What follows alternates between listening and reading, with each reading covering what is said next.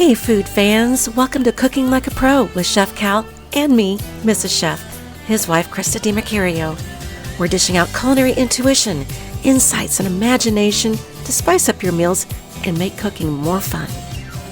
On today's episode, my chef husband and I discuss a little bit about truth and menu laws.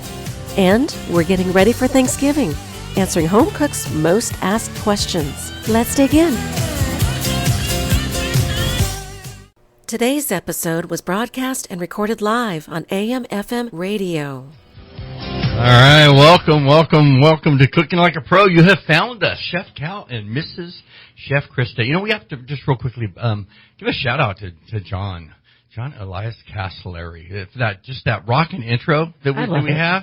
Oh, it's great, huh? I can just almost it sounds like play it for national news. Yeah, he's on top of it. Yeah. Go online. You can find him. Hey, anyway, welcome to Cooking Like a Pro. You found us. We are going to be talking about Thanksgiving. So we got a bunch of Thanksgiving stuff to cover. Because we've got 2 weeks to get ready. Yeah, and now's the time to prep. Yes. So you can't wait till the week of. You can't wait till the day before. You got to get it going now. Well, that's what makes well, first off, there's good and bad anxiety. You know, the bad anxiety is stressing out that you're going to get it done. The good anxiety is just being excited about it, right? So I think that's what we want to look at. And we want you to be prepared, folks. So again, if you have any questions on Thanksgiving, food or anything related to the industry, again, give us a holler or send us a question. But before we get into Thanksgiving, this has been on my heart. Well, heart's the wrong word. It's been on my mind. Okay, been on my mind about something that I used to hear all the time when I was coming up in the business, called truth and menu laws. Truth and menu laws. So basically, you can't lie on your menu. You know, you can't exaggerate. You can't do. You know, you have to be truthful. You need to represent. Yeah, you know where I'm going with this, right? I'm thinking I know, but I'm not sure. I wasn't. Yeah. So after the show last week, me and my adorable wife went and had a meal here in town someplace, and I've always gone there for the same thing, the Cajun Asiago burger, and I just never thought about it. I've always gone there for it. It's, you know, and I hadn't been there in a while. I guess their menu just changed, and without naming the place, but I'll tell you, the reason I got the Cajun Asiago burger was because it was a half-pound burger, which 16 ounces in a pound, half a pound, 8 ounces. And I ended up getting like a quarter, half of that. So like 4-ounce burger patty. And I mean, I asked for it medium. Well, they asked. It's one of the things I think they don't, you know, if I was a server, I think I would not ask a guest how they wanted something cooked unless they knew the cook could do it. So anyway, I medium rare or medium, it comes out well done, of course. But it's so small.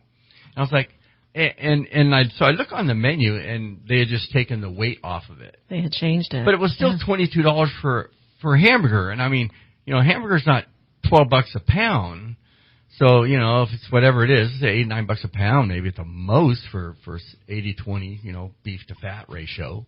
Well, but thankfully my salad was to order. Yeah, so my salad was beautiful. Yeah, her salad was great. I tried to share it with you because you were disappointed with your burger. Well, yeah. Anyway, I don't know. You know, yeah. And again, and that's why I got the truth and menu laws, because when you order something, you expect it. So you're driving down the freeway. And I remember, you know, a couple of years I was corporate chef for Black Bear Diner, kind of when they were not in the infancy, but it was, you know, whatever. Starting to take off. It was over a decade ago. Anyway, so the thing that one of the things we did was I was responsible for putting together the food that they would take a picture of that they would put on the billboards on the side of the freeway. You know, and how many times do you look at that? And again, you could look at it on a menu at Denny's, who, to be honest, I mean, Is Denny's even still around? I think so. But they invented the whole idea of having pictures on their menu because they were on, you know, corridors. Yeah, Denny's and IHOP. Yeah. So people could just point at it and then, you know, and not have to really know the language or the whatever and know that they were supposed to get something that kind of looked like that. But they're supposed to actually get something that looks just like that. So I think it should be principled. You know, when you order something and you look on the menu and you read it, and it has this just wonderful, amazing, you know, it's drizzled with this and napped with that and presented this way and has this, and then you get it and it's just I don't disappointment. So I had this question for you. What you expected? Okay. A few days ago when I'm watching the Burger King commercial, the flame broiled Whopper, and I'm like going, do they really look like that? Are they really flame broiled? Do they really have the grill marks like that? I don't think they could get, with the truth of menu laws, I think they would have to be flame broiled, but, I still don't think they don't look like that. And again, I think that it's, when you're talking about truth of menu laws, it just can't be misleading. But I have never heard of anybody actually being, prosecuted for it. Well, okay, I'm sorry, I have. Well, there is a law. Yeah. I mean, it is. Well, I don't know. I can't remember if I ever told you this one, but there was this restaurant down in the city in San Francisco, and I have this recipe, and it's a great recipe. Scratch this down or think about it and put it in your memory, but lock it in there. But you pound out chicken breast, super thin, with a mallet that has, indentions on it, so you're breaking it up, break the skin up good. Then you marinate it for 72 hours in clam juice. Abalone. Lightly bread it, and you cook this chicken, and it tastes like abalone. Mock abalone. Look, mock abalone. Well, there was this guy that was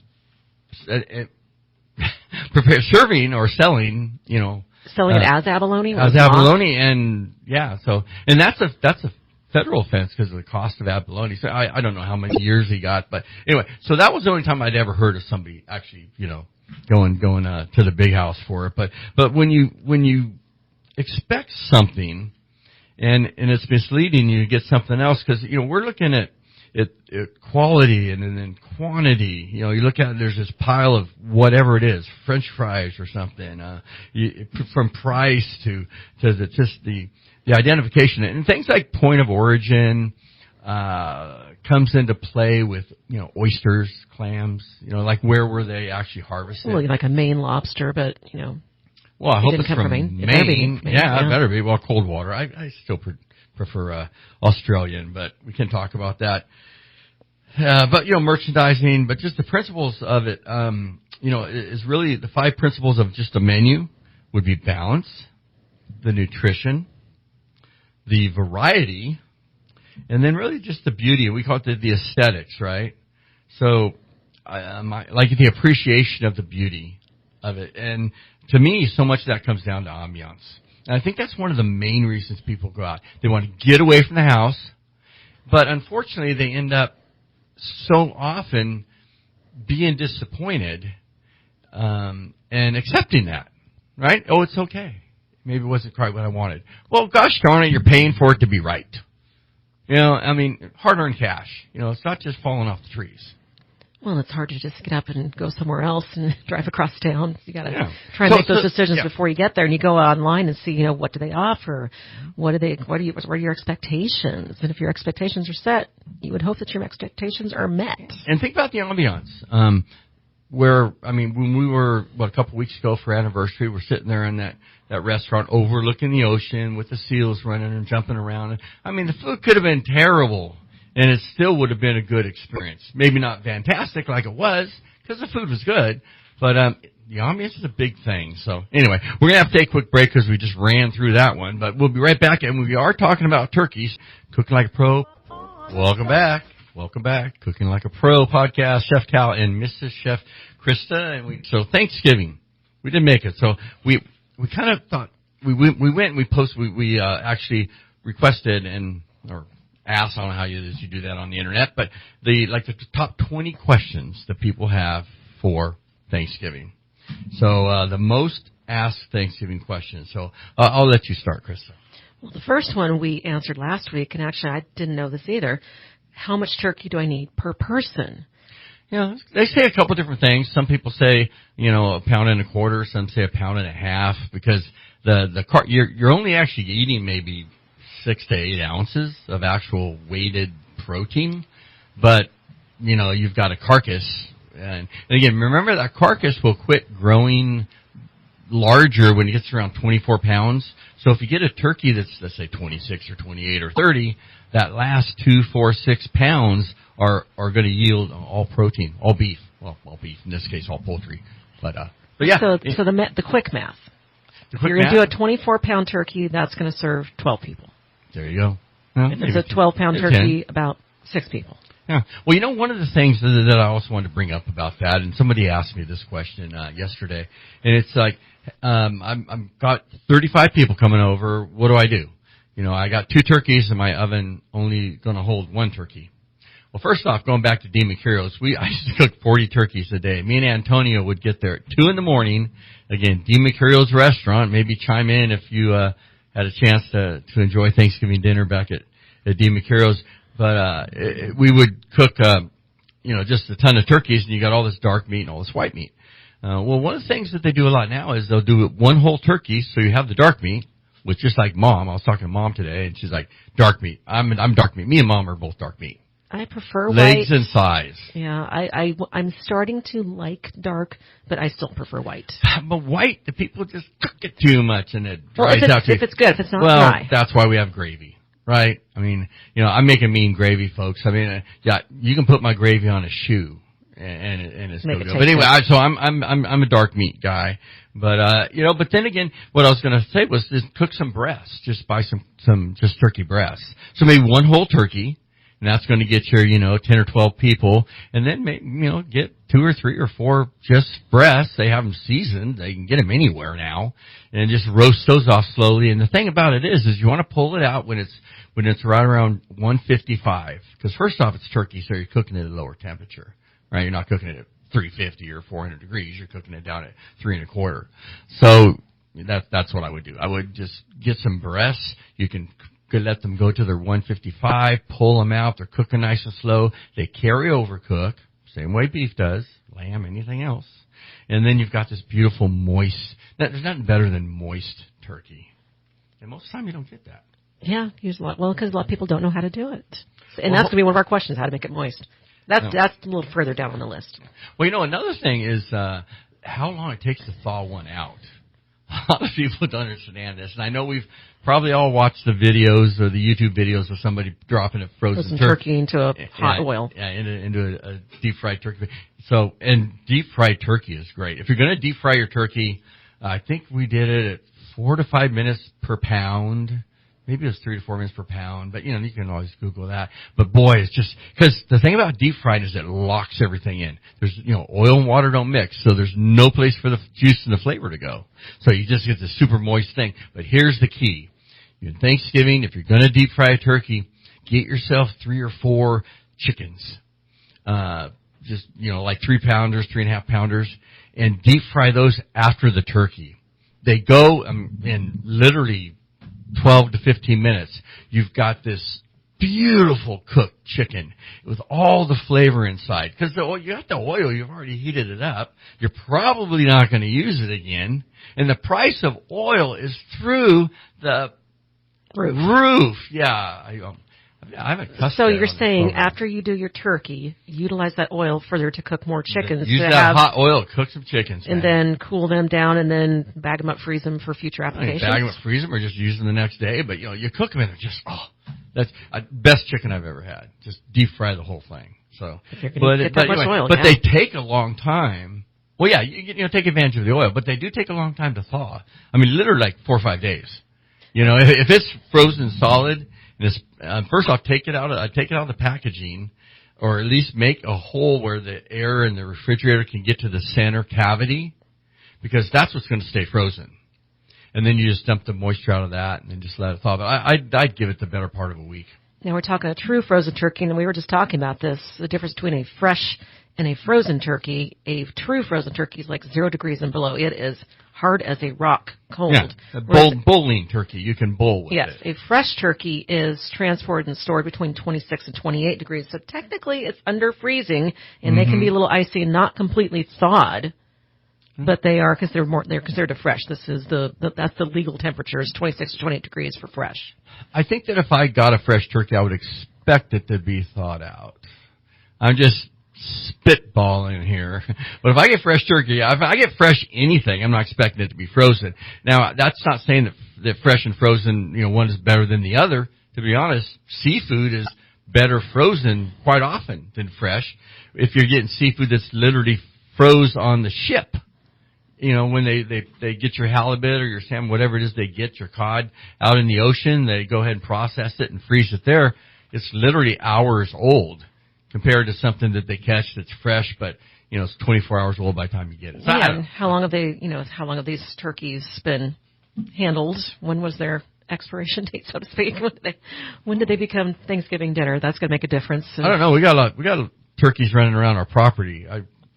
So we will have fresh turkey, and we actually have chickens running around. What about thawing it in a brine? If you're going to brine it, do you thaw it before, or can you thaw it in the brine? Thaw it before. Because you want the brine to infiltrate, expand into the protein itself. You've got the skin, so if the brine is the one thing about the brine is you can shove that carcass or that cavity of the carcass full of, herbs and citrus and garlic and all that. And then it just helps expand that flavor throughout there. But a brine is really just a saline solution. It's just a salt solution that you put that in. You can have some spices if you want. Most people don't. But it's just really a way of, getting more flavor into it. A lot of the chicken that you buy these days has actually been injected with saline solutions, so that's why you might have chicken that already has flavor in the sense of salt. So. Okay, so timing-wise, we're 2 weeks out from Thanksgiving. We buy our turkey tomorrow, exactly 2 weeks out. How long to thaw, and then how long to brine? So what is our prep time before putting the bird in the oven? It's going to take, again, you got your 3 to 4, maybe even 5 days to thaw, depending on your fridge, but give it, around 4 days, give or take. And then take, of course, it's out of the packaging, and then put it in your brine. And I'd give it 72 hours in your brine. You can go as long as you want. The longer it's in the brine, the more flavor that's going to be, seeped into the protein itself. Do you rinse a brine after you take it out? You rinse the turkey. Yeah, you rinse the turkey because the brine is a little bit overly salty, and generally they are. And then you want to go ahead and rinse it off before you cook it, and then really. And then do you rinse it before you brine it? No. I mean, take it out of the package. Well, if you killed it, yeah. Well, no, I'm saying out of the package from the freezer section. You open the bag. Would you throw like a towel or something because you don't want it completely exposed to the air circulating? Well, you never want anything exposed to air, right? I mean, air is that's certainly one of the more negative things that you can have because the air is going to suck the moisture out of it. So when you were saying to open it up, just take a little, just open up just a little section for that air to get to the inner cavity. You said. Yeah, well, take it completely. Yeah, when thawing, yes, and then when you're brining it, obviously want to take it completely out. So now you've got this turkey. It's been brined or not brined, and now we want to oil it. Right, it's very important that it's oiled. You can baste it, and to be honest, a lot of times I'll see people they'll season the turkey skin. Well, again, oil and water don't mix. The skin, which is fatty, is going to keep the seasoning from going into the meat. So when we butter we talked about compound butter. That was right? exactly what I was going to bring up. Take your compound butters and you want to lift the skin up on the turkey and then shove it underneath the skin. And now that skin is going to add all that moisture and protection from, it oxidizing before you cook it and then protect it from the heat while it's cooking, and you're going to end up with something that's just moist and juicy and tender. But if you season the outside of something and it's covered with fat, don't expect that flavor to seep into it. So what kind of a compound butter would you suggest to put underneath the skin? For turkey? Oh, well, turkey, here's the one. This is, to be honest, this is the only seasoning you need, okay? I'll put it this way. You're on a desert island, all you got is a turkey in an oven, and you want to cook it. Okay, you only have one seasoning, okay, for Thanksgiving, poultry seasoning. First off, it's in the name, right, because it's poultry. But you use that for your dressing. You can use that for your gravy. And I would just take like a poultry seasoning butter with some fresh thyme and garlic chopped up in it and just, stick that, underneath the skin and let it go. But again, it's that basting of that oil that you want. You want that all the way through the cooking process. So again, if you have any questions, give us a holler over here. But we are talking, here at Cooking Like a Pro podcast about turkey, and I guess we'll do it next week. And Thanksgiving's coming up, folks. Got to be ready. So back in just a moment here, and thanks for tuning in. Cooking Like a Pro. Welcome back to Cooking Like a Pro podcast. We appreciate you tuning in. And God, with Odino coming back in with the wine thing, it just got me thinking. What wine do you serve with turkey? You know? Probably a Chardonnay, maybe? Yeah, a Chardonnay. You could do that with a buttery if you wanted to do a similar pairing. If you want to do a contrast, maybe something with a little more acid to help cut the fattiness. Like of a Sauvignon Blanc. Everything in the meal is fatty, you know. I mean, yeah. So, yeah, Sauvignon Blanc, Viognier, one of your favorites. Viognier. Yeah. Viognier goes with everything. Fumé Blanc. So anyway, turkey. Best way to cook a turkey. Generally roasting, but, you know, you're kind of not real limited. I mean, there's a lot. I mean, barbecue, cook on the barbecue. Actually, Dad's going to cook one this week, or next, on Thanksgiving this year with barrel with smoker? the barrel. Dad's going to cook it in the barrel. So 55-gallon drum. So then you get that smoky flavor because all the fat drips off of the protein, the bird, and goes in and creates this smoke that comes up. And don't get me started. Now, I want to know, have you ever spatchcocked a turkey? No. Well, maybe. I don't know. I've done everything, you know. I mean, we made turducken, and I mean, it's been, you know, I can't remember if I had breakfast, but I've done a lot over the decades. And well, like when you spatchcock a chicken, but spatchcocking turkey, you got to have a lot of room to spread it out. Yeah. Well, that's when you want a barbecue, and you'd want that to be the only thing that you're cooking, because first off, you spatchcock it, it's flat, and we used to actually do something similar to that with the game hen, one of my restaurants, called Old School. Actually, now called Cheesecakes. Go down and visit Cheesecakes. Say hi to Joshua and April and little Luca if you get a chance to go down there. My son, his wife, and my grandson. But you can, what we did at that restaurant was we eviscerated, which is taking the bones out of the cavity. So you had a game hen, which just the leg and the thigh bone. And then you roasted that off, and but it cooked so fast simply because, you know, it was a half a game hen, first off, but it was flattened out and it would cook good, and you could just barbecue it. I mean, it was just, most things you can't barbecue something that's going to take an hour. It's just going to be charred. Does it cook more evenly when you spatchcock it? When you're not having that big old cavity to deal with, you're opening it completely up and flattening it out. Yeah, I think that's kind of the reason.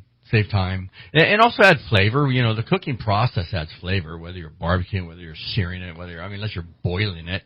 You know, generally it's going to make it, you know, add something. Now, is that breast down or breast up when you do that? Both. Always start with the breast down. Start with anything that's not going to stick down first. So you always start with the skin side down. I don't care what that is. If the skin's not on it, start with the side that the skin would have been on it. But deep frying, again, we've done that before. We talked about that earlier. Here's one. How do I avoid lumps in my gravy? Well, okay. There's three different ways. There's three main ways of thickening up your gravy. One would be called a whitewash, which is just, you know, milk and flour. And then one would be called a slurry, which is cornstarch and water. And then the last one, of course, is a roux, which is butter and flour. So the flouring, you know, component, of course, is the gluten that's going to thicken it up. If you're doing the gravy, you want to cook some of that stickiness out. Right, so you want to make. I just make a roux. It's the only thickener that's going to actually add any flavor. Well, the difference between cornstarch and flour is there's a different texture. Oh yeah, it's a little more clear with the cornstarch as opposed to the flour. Yeah, but I'd say whisk fast. You know, when you're dumping your thickening agent in, whisk really quickly and dump if it's a slurry and it's cornstarch and water, dump it right into the a vortex, you know, of the whisk. And just allow it to get mixed up. Because once it turns to a lump, pretty hard to get rid of. Yeah, don't just take the whole thing and just dump it in. But I mean, I would. You're going. Yeah, a little bit of time. There you go. But I would use a roux. You know, equal parts flour and butter. Melt your butter, add your flour, let it cook separately in a little pan. So you've cooked out some of that starch, some of that glutenness, and then just add that. And now you're actually adding flavor back to it. Plus, it's not going to get that sticky thing. So, you know, whisk quickly. Whisk constantly would be what I'd say. Now, the type of gravy I grew up with is we didn't do roux, we didn't do a slurry. There is a product called Wondra. And Wondra is par cooked, and it's very finely ground, so you can actually add it straight without doing a slurry or a roux. It's a different technique, but it's a very specific product that is made for making gravy. Well, gravy making 101. And that's what I grew up with. I never had anything else other than Wondra in my gravy. And then what is it that you use for the gravy? I mean, you use the stock that came off the drippings from the pan and with the turkey. Okay, that's where you get your what this day. One of the things I hear, and I've seen it out there. It's been out for a period of time, not real long, but is becoming more popular. And that's bone broth, and that's what that is. That's all that. Was it collagen, marrow, bone marrow? I mean, everything that is gluten, that is gelatinous, that is formed when it cools down. That's that true natural flavor. And actually, in the chef business, we always called that. Do you remember? I'm blanking right now. Liquid gold. Ah, there you go. Yeah, take it, save it, put it in an ice cube tray, let it freeze, put the cubes in a little bag, and then anytime you're making something with that turkey, fish, beef, whatever that broth was, that bone broth, or that gelatinous flavor. Oh, just okay, amazing. So you take the turkey out. Okay, it's done. It's golden. It's hit temp. It's hit 155. Now it needs to rest. In the meantime, you need to get those drippings. So how do you work that timing and get the fat off the drippings? And then if you don't have enough drippings to make your gravy, then what do you do? Well, you can use a variety of bases that are out there, turkey base, some things like that. Turkey gravy, maybe a packaged item to help, kind of tighten it up a little bit, add a little more flavor. But no, I think that you generally are going to get, enough. I mean, here's the challenge. The challenge is gravy, you don't look at it like a sauce.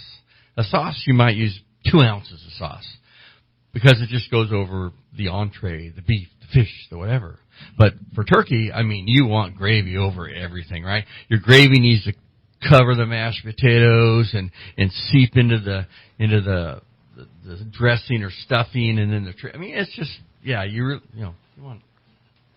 How long after you pull it from the oven do you let it rest? And when can get the fat off of those drippings? Do you let it rest for an hour? A couple different ways to do. You can just pour it into a container that's fairly narrow. The fat will always come to the top, and you can just use the back end of a ladle to scoop that out. That's the easiest way. One other way also, this is a little, I don't know if you really do this at home, but I used to do, is you take a colander and fill the colander and put the colander in a pot, put the colander inside a pot, and then fill the colander full of ice cubes or crushed ice. And then just dump the stock, or your broth, over top of that, and all the fat instantly adheres and coagulates to the ice. So now you have a broth with no fat in it. Then you just lift up the colander and just pull it all out. Toss that out, and then you got your broth underneath in the pan. Then just go and tighten that up. That's interesting. Yeah, well, it's good flavor, but it's true natural flavor, and again, that's what we're talking about, being able to capture that. You don't want to go into the dish room. Now, as far as stuffing. Okay, there's the whole stuffing or dressing. I'm more of a dressing person because I can control the dressing. I can control how it's cooking. I control if I want a little brown on top. Once it's stuffed in there, and as I think I mentioned last week, don't ever stuff a large bird with a warm dressing. Never do that. You're asking for sickness. It's just, you don't want to get the inside of poultry up to a temperature in the danger zone, which is where bacteria, multiplies quickly, which is anywhere between 40 and 140, give or take, depending on who you listen to. But yeah, stuffing, dressing. Stuffing is going to get more flavor because it's cooking inside the cavity of the bird. So, but it's so wet and dark, and it's too wet. Maybe they just added too much stock to it, But it's just basically celery, onions, and bread. I'd get a good bread. I'd get a nice sourdough. And again, some poultry seasoning. Go out and get the poultry seasoning, folks. You're going to need it. It will make everything taste like Thanksgiving. Okay. Fresh bread, making your own croutons, so to speak, as opposed to the bread cubes that are dried in the store in the bag. What do you use to do your stuffing? Oh, again, I'd get a good bread and then dry it. We save our bread. I mean, the heels and the end pieces that nobody ever seems to want to eat, although you like the heel. I do like it, especially sourdough. Yeah. But just, you take those, you freeze them, and then, once a year you make dressing, you pull them out of the freezer and dice them up and go from there. But sides, all kinds of sides. Mashed potatoes. How to keep your mashed potatoes from coming like glue. Okay, I've never experienced this, so I don't understand the question. What do you mean by gluey potatoes? When you overmix and overwhip a potato, that gluten comes out, and you end up with something that you can you can do a couple things with it. You can put up wallpaper, And I think you can probably, lay a foundation of bricks or something. It's literally so sticky and gluey. So you just want to get a really good potato, drain it really well. And I like to cook my potatoes, boil them off slowly but whole. Because when you dice them up and then you boil them, you've got all that surface area from you take a potato that's the size of your hand, and now you've diced it up and it's massively expands the surface area, and then you boil that. Now the problem you have is now there's more water in your potatoes. So just drain them well, and let them sit and drain naturally. And then when you whip them up, just don't overmix them. I also like lumpy mashed potatoes. And I do not. And I also like mashed potatoes with the skin on. Well, okay, so you're getting into a difference between a russet and then like a Yukon Gold or a red potato. So growing up, I only had russets. We always peeled them, boiled them, drained them, and then for me, I was the mashed potato person. I was always on that. I used a blender, or not a blender, but a hand mixer. Yeah. A hand blender. Yeah, like you used to make whipped cream or something. Exactly. But don't add your milk, your cream, your butter until you have fluffed them first. Yeah. Once you add that, you're done. You're locked in. You've got lumps. Yeah. So I always blend or mix them first. And another key point that you just brought up is that cream and butter that you're adding needs to be brought up to temperature. You don't want to add it cold. So the last thing you want to do is drop the temperature of your potatoes. So have your melted butter, warmed up cream, and then your salt, garlic, and white pepper, and or as we call here, your secret salt. And you can add it as you go, as you're blending, so that you don't get too much, too little. You can feel it. If you're using a hand blender like I used to, you can feel the texture kind of going through into your hand of how stiff or how thin it is. Exactly. So you ought to be careful with over whipping your potatoes. Get some good seasoning. Use good butter. Use good cream, and your mashed potatoes will be fine. All right, Cooking Like a Pro. Taking another quick break. We'll be back in just a moment. Welcome back. Ooh, the last segment. This show goes by way too fast. So, other questions. We're not going to. We have like 2 more shows before Thanksgiving. So yeah, we might have to do an emergency we might actually get through most of these. But gravy too thick or thin? That's a good one, because if it's too thick, then just a little more stock. That's all you got to do. It's easy. All you gotta do, you can use water for that matter, but, use flavored water, use like a broth, whether it's poultry stock or turkey stock. But if it's too thin, one of the tricks that I've done, especially since potatoes are part of the meal, is you can tighten it up with just a little bit of mashed potato flakes. I can't tell you how many times I've saved a thin soup by having, mashed potato pearls or mashed potato flakes handy. You always want to keep a bag handy. And same with your mashed potatoes. Let's say you add too much cream and butter, or for some reason you don't drain them long enough. But anyway, they come out where you want them a little bit thicker. Yeah, they're too much like soup. You don't need much. Just a little bit, just to bring it up to temp to get them nice and fluffy. Now, if they're thin on flavor, what would you do? They're too watery. Well, the mashed potatoes is going to help. First off, the flavor, but it's secret salt. Some salt, more garlic, chicken base, and white pepper. Well, you use chicken for the stock. I don't think you'd have that problem with potatoes unless you got a really. Again, I don't make mashed potatoes out of russets. They're just not a good starch content potato to make mashed potatoes. That's why you bake those. But here's another one real quick. Keeping the skin from browning. One of the things, easiest and best thing to do is just cover your turkey with foil.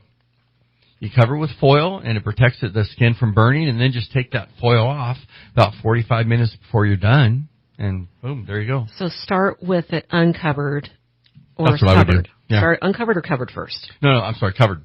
Start covered, and then you want to uncover it in the last half hour? No, I'd give it at least 45 minutes. Yeah, at least. Last thing you want is chewy skin. Okay, so then how long do you actually, we haven't talked about that. How long do you cook a turkey? Depends on the size, depends on the oven, depends on a variety of things. If it's trussed, which is tying the legs together like they do with game hen, and then that closes the cavity a little bit, that's going to add some cooking time to it. But it's a lot of how many times you open the oven. I can't tell you how many times people just messed up a recipe because they keep opening the oven to look at it. Yeah, just let it cook. The more closed up it is, the more stuffing that's in it, the bigger the bird All of that stuff is going to affect the total cooking time. Yes. And what they have is they have the little pop-outs, and you can actually buy the pop-outs for the temperature for a turkey. You just stick those little things in there, and they'll pop out when they get to 160. But you said pull it at 155, and a lot of times they don't work. There's been so many times they have not popped. Yeah. Well, I'm not saying it's fail-proof. I don't even know who invented it. They're probably rich. Okay, so if you're going to stick a thermometer, instant read in it, where are you going to put it? 155. Well, you want to do it the dark meat. So you want to do it down by the thigh. So you want to go... And that's what, not to cut you off, but that's where the foil really helps out. Because it helps it cook a little more evenly. But anyway, go ahead. So you're going to protect the breasts with the foil. Yeah, exactly. Keep it from overcooking. And then you're going to check down by the thigh. Yep. Right by the thigh. Right by that bone. The bone where the leg bone goes. The leg bone's attached to the thigh bone. Yep, right there. Get your instant read thermometer right there, and you'll be all set. And you also said the temperature of the oven should be 325? Yeah, 325 is a good temperature. You don't want to go too fast. You don't want to go too, get too many, molecules jamming in there. So I would, yeah. 3 3¼ is fine. Again, it depends on the oven, the size. So that's why when you say how long it takes, it really is just going to come down to the temperature gauge, because that's going to tell you what the actual temperature another question is convection ovens. A convection oven, if you have a convection oven versus a conventional oven, a convection oven just simply means there's a fan in it. And I would cook it, if you had foil on it, you're probably okay cooking with the convection on. But when I take that foil off, I would cook it conventional without the fan on. Because it's going to make it brown even more. Off, it's going to make the heat circulate. That's why you use a convection oven for making, baking things. So they brown all the way. And usually you have to drop the temperature like 25, 50 degrees when you turn on convection. Most recipes do call for that. It's going to speed it up the cooking. Yeah. Heat, fan, activity is definitely going to heat that up. This is probably a question that, I know this is a Thanksgiving question, but I get this one all the time. This is probably the number one question that I would say I get that people ask me is, how do you get all the food together at once? And normal dinner, it's probably not that tough. You just, keep it in a warm spot, keep it by the back of the oven, or keep it in a warm oven. If you have a warming drawer, that's a great way to do it. But, for Thanksgiving, you've got like 8 things that all need to be hot at the same time. So, getting them, prepping them, ahead of time, cooking them, bringing them up to temperature last minute, covering them with maybe some plastic or something, to keep them warm, keep them in a warm spot. And, that's about the best thing to do, but that is key. A warming box or a lot of people at home, they might have, and we had warmers, of course, massive warmers the size of a door. So that was never a problem. But at home, yes, you want to make sure you just bring things up at the last second, like we talked about blanching. You blanch your green beans, you get them perfectly cooked, shock them by putting them in ice water to stop the cooking. You can do that the day before. And then the next day, just, 8 minutes before you eat, throw them in a hot pan with some butter and seasoning, bring them up to temperature. You're done. Actually, I have developed that planning sheet. It's either in the vegetable cookbook or the sauce booklet, so maybe we should pull that out and make that a freebie. Well, we could do that. We could do that. Well, we got that vegetable guide that's going to be coming out sometime in the not too. And I think another thing you got to pay attention to is what is overloading your kitchens. Is everything going to be in the oven? Is everything on the stovetop? Is everything going into the Instapot? Yeah. You've got to be able to spread things out. Like this is going to be in the microwave. This will be in the Instapot. This will be in the on the cooktop. This will be out in the barbecue, so that not everything is overloading any one location in your kitchen. Exactly. I think that's key. You have to work within the space that you have. That's why me and Antonio used to show up at 2 in the morning and start cooking turkeys. At DeMercurio's, because we cooked 40 turkeys and we only had the one oven. So you could cook. It was a big commercial oven. You cook 2 turkeys at a time, but you had to start the turkeys early. Therefore, you bake your pies or whatever dessert the day before, because you will not have time in the oven. Hey, make sure, folks, that you look at your pumpkin pie when you get it, because there's a lot of pumpkin pies out there that literally don't have any pumpkin in them. Really? Yeah. Check it out. You can Google that. We'll talk about it next week. Okay, how about you get a vegetarian show up? Okay, you got a vegetarian showing up for Thanksgiving. What do? I mean, you can't lock the door because they're your son's spouse or something like that. So you have to let them in, and they can't just eat the green bean casserole with the cream and mushroom soup in it. I guess that's, then they have the cranberry sauce, the yams, the potatoes without gravy. But, there's a lot, tofu. There's a lot of things you can do. You can a lot actually of proteins you can do. Make steaks out of mushrooms. Mushrooms, bell peppers are all great vegetables that bring in umami. And cauliflower savory steaks. Flavor. Yeah. So there's options out there too, but we talked about the best wine to serve. That was the next question here. Something white. But then again, what you drink? What? You drink what you like. You drink what you like. So if you like red, then drink red with turkey. I mean, the wine police aren't going to, show up at your house and. I mean, I would probably, if you do a red, go to a Pinot or a Merlot, something a little more mild. Yeah, a Pinot goes okay with poultry. I mean, I'm a red wine drinker, but I'm Italian, so it kind of wine has always been a part of it. Okay, how to store leftovers. First off, this is crucial, and the main thing about leftovers, folks, is cool them down quickly and safely, as quick as possible. You want to get everything down to about 70 degrees within 2 hours of cooking it. Once dinner is over. So, that's probably 2.5 hours. And then you can put it in the fridge, but never put anything in the refrigerator hot. And if you open up the fridge the next day and you've got something covered, your gravy's covered with plastic and there's condensation underneath it, then you put it in there too hot. And all that's gonna do is keep that item, in this case gravy, at the improper temperature in the danger zone for bacteria growth between 40 and 140, and it's also going to warm up the rest of the fridge, so everything else in there is going to be warm. Well, and you're going to have a lot of bulk items. Hopefully everything got eaten, but you can spread it out, put it into smaller containers. No, you got to have leftovers. Thanksgiving's about leftovers and college football. Okay, so real quick, since we're out of time, what is your favorite leftover for turkey? Oh, God, there's so many. But I tell you, one thing. Okay, I like taking the leftover dressing.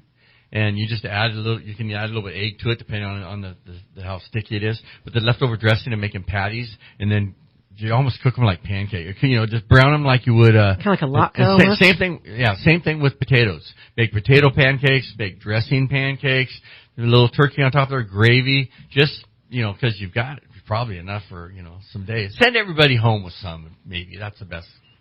Okay, so here's my favorite, and this was something that that's your local country kitchen. I grew up with this way back in the day, 30, 40 years ago. Mm-hmm. It was a turkey hash. Leftover turkey, yeah. But I use tater tots for my hash. Yeah, hash is a term they use for pretty much anything diced up. So yeah, if you dice up your turkey and you add some stuff to it, then you're going to end up with with something you can call turkey hash. But anyway, this has been a great discussion of turkey. Thank you so much for spending time with us. Until next time, we hope you'll be cooking up a storm in the kitchen. So we'll be with you again next week with food, flavor, and fun right here on Cooking Like a Pro podcast.